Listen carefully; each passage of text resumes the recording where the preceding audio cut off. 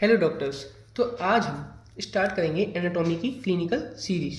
किसकी series? Anatomy की clinical series. इसमें हम सबसे पहले ब्रेकियल प्लेक्सस की जो यूनिवर्सिटी के पॉइंट ऑफ व्यू से, वाइवा पॉइंट ऑफ व्यू से सबसे इंपॉर्टेंट टॉपिक है हमारे फर्स्ट ईयर में, वो है ब्रेकियल प्लेक्सस। इसकी क्लिनिकल आपको 100% पूछी ही जाएगी, चाहे आप वाइवा दें या यूनिवर्सिटी में ब्रेकियल प्लेक्सस का कोई भी क्वेश्चन आए तो आपको इसकी क्लिनिकल तो लिख कर ही आनी है। तो आज हम इसकी ब्रेकियल प्लेक्सस की दो मेनली क्लिनिकल होती हैं, एक होती है अब्स पैरालिसिस, एक होती है क्लम्पकिस पैरालिसिस।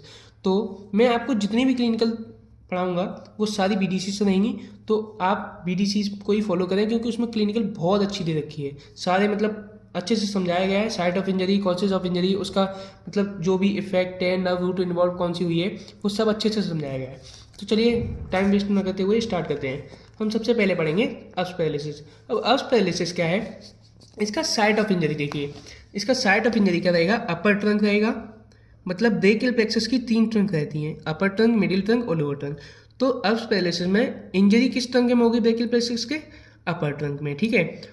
तो क्या होगा और इसका कॉज क्या रहता है?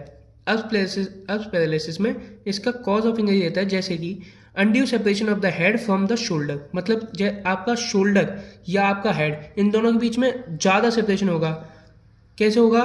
विच commonly encountered in the following. जैसे बर्थ इंजरी डिफिकल्ट, जैसे किसी की बर्थ होती है, मेनली बच्चा सिर के तरफ से बाहर आता है तो उसमें जैसे ज़्यादा खिंचाव पड़ गया, या फिर आपके शोल्डर मतलब शोल्डर और हेड में आपके ज़्यादा सेपरेशन हो गया, मतलब जल्दी से खींच दिया, या फिर आप कहीं ऊपर से छत मतलब किसी बिल्डिंग से गिर पड़े तो फॉल ऑन द शोल्डर, मतलब शोल्डर के सहारे गिर पड़े तो आपको मतलब शोल्डर डिसलोकेट हो गया या मतलब दूर डैमेज हो गई।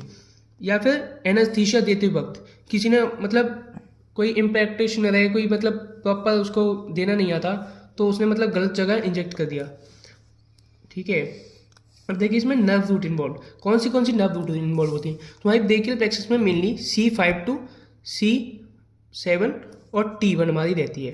तो इसमें अपर ट्रंक में कौन सी रूट वैल्यू इन्वॉल्व होगी? नर्व रूट C5 और C7, ठीक है, C5 और C7।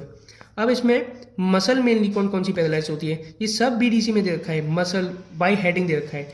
मसल कौन सी पैरालिसिस होती है? बाइसेप्स देखा है मेनली, और डेल्टॉइड और ब्रेकियलिस और ब्रेकियोरेडियलिस, और पार्टली सुप्रास्पाइनेटस, इंफ्रास्पाइनेटस और सुपिनेटर। आपको मेनली कोई नहीं पूछेगा, बस आप मेनली ये ध्यान रखिए कि मेनली कौन सी मसल्स इन्वॉल्व रहती हैं? बाइसेप्स ब्रेकियाई, डेल्टॉइड, ब्रेकियलिस और ब्रेकियोरेडियलिस। अब देखिए इसमें आगे इसमें डिफॉर्मिटीज क्या होती हैं जब अब्स पैरालिसिस होगी, तो उसमें क्या क्या डिफॉर्मिटी रहेगी। तो सबसे पहले देखते हैं आर्म में क्या डिफॉर्मिटी रहेगी। आर्म में आर्म्स का होगा? Hang by the side, it adducted and medially rotated. Adducted मतलब आपके जो बॉडी से उससे चिपकी रहेगी और मीडियली रोटेटेड रहेगी, मतलब मीडियली रोटेटेड रहेगी। और फोर आर्म, अब फोर आर्म क्या रहेगी? Extended and pronated.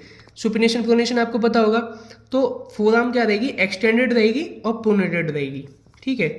अब डिफॉर्मिटी, अब इसका एक कॉमन है, ये मतलब आपको ये तो आना ही चाहिए, कोई भी मतलब अब्स पैरालिसिस ना बोलकर इसको ऐसे भी पूछा जा सकता है कि define policeman tip hand.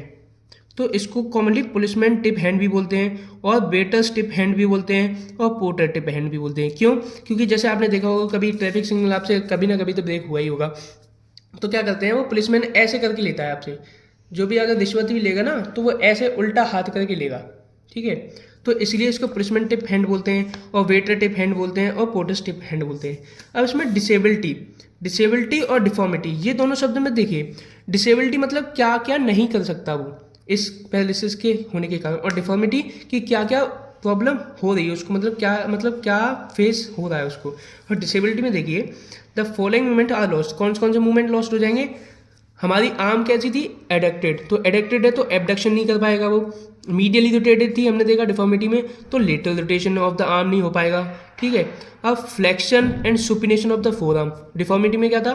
Four arm pronated रहेगी और मीडियली रोटेटेड रहेगी, एक्सटेंडेड रहेगी, ठीक है। तो यहाँ पे ना फ्लेक्शन हो पाएगा ना supination of the forearm होगा। और biceps and supinator jug are lost, जो बाइसेप्स मसल और सुपिनेटर मसल मेनली इन्वॉल्व थी ना, उनका भी फंक्शन लॉस हो जाएगा। और sensation are lost over the small area over the lower part of the deltoid, तो डेल्टॉइड मसल के पास भी जो भी सेंसेशन होंगी उसके लोअर पार्ट के पास वो भी लॉस हो जाएंगी।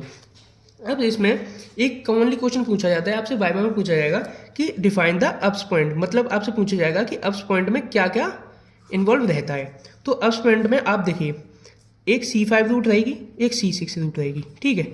अब यहाँ से ये इनकी डिवीजन आएगी यहाँ पर, ठीक है, एक पॉइंट बनेगा यहाँ पर, एक सुप्रा स्कैपुलर नर्व का ब्रांच आएगा, एक होगा नर्व टू सबक्लेवियस, ठीक है, और एक जो ये अपर ट्रंक बनेगा ना यहाँ पे, क्योंकि अपर ट्रंक इन दोनों के मिलने से बनता है, C5 और C6 अपर ट्रंक इन दोनों के मिलने से बनेगा, ठीक है। तो इन दोनों जो अपर ट्रंक की होगी उसकी दो ब्रांचेस होती हैं, एंटीरियर डिवीजन और पोस्टीरियर डिवीजन।